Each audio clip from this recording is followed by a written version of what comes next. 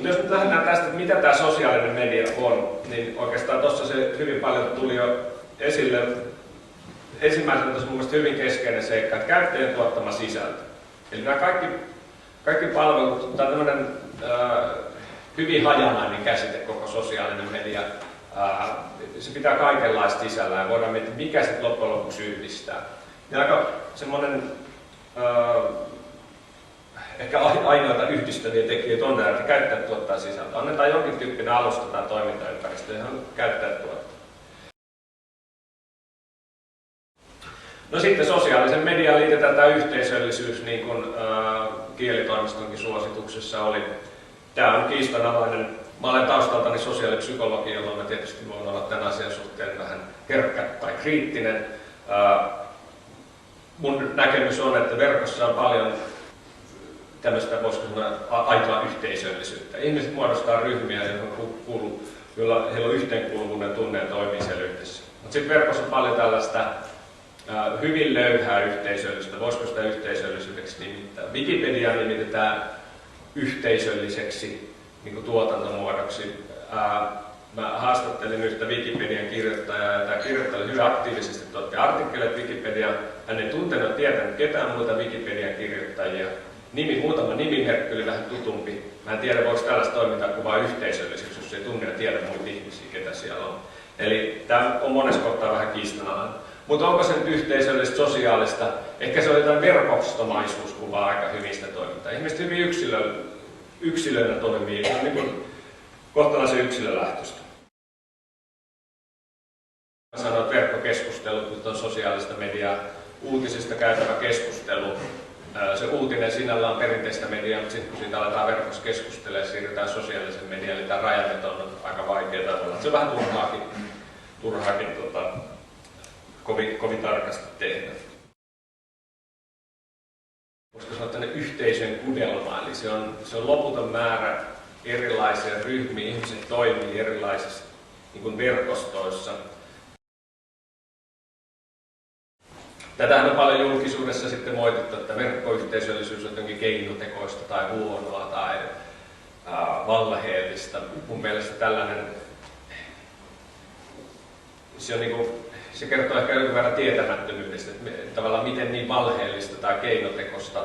Se voi olla just nimenomaan löyhää tai tämän tyyppistä. Ihmiset ei samalla lailla tunne ehkä yhteenkuuluvuuden tunnetta tai ne toimii yhtä tiiviisti, mutta että ihan oikeat ihmisethän verkossa toimii, että ei se välttämättä ole niin jotenkin keinotekoista. Se, että täytyy muistaa, että yhteisöt niin verkossa kuin verkon ulkopuolella voi tuottaa hyviä asioita tai huonoja asioita, niin kuin nyt on ollut paljon esimerkkejä. Mitä sosiaalinen media hyvin paljon, se on joukkojen toimintaa. Nämä on isoja joukkoja, joissa toimii. On puhuttu joukkojen viisaudesta, eli Wisdom of Crowds. Tällainen kirjakin on kirjoitettu, kuinka nyt tavallaan, kuinka sosiaalisessa mediassa syntyy tavallaan uuden tyyppistä joukkojen viisautta.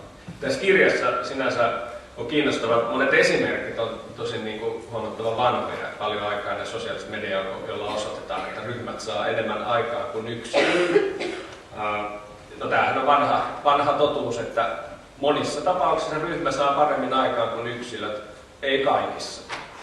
Jos meiltä nyt meille heitettäisiin joku, mä en tiedä onko täällä kvanttifyysikkoja joukossa, mutta joku kvanttifysiikan ongelma, niin voi olla, että me ei ihan heti löydettäisiin ratkaisu, ja kun alan asiantuntija yksin ratkaisi se paljon paremmin kuin me 100 ihmistä yhdessä.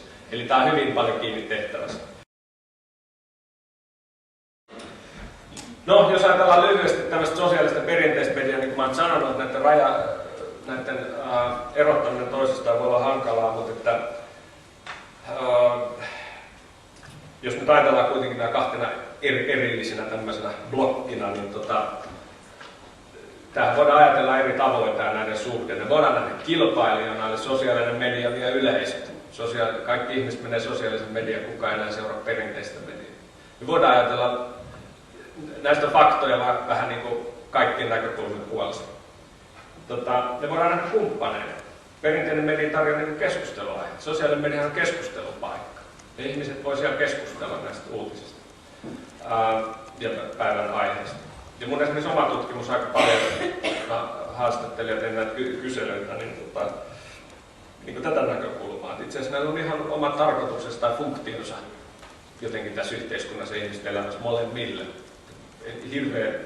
Hirveän uhattuna vielä ei perinteisen median asema niin pelkästään sosiaalisen median vinkkeessä, tietysti moni muita tekijöitä, niin kuin talousasia. Tästä voidaan ajatella toisille merkityksettömiä.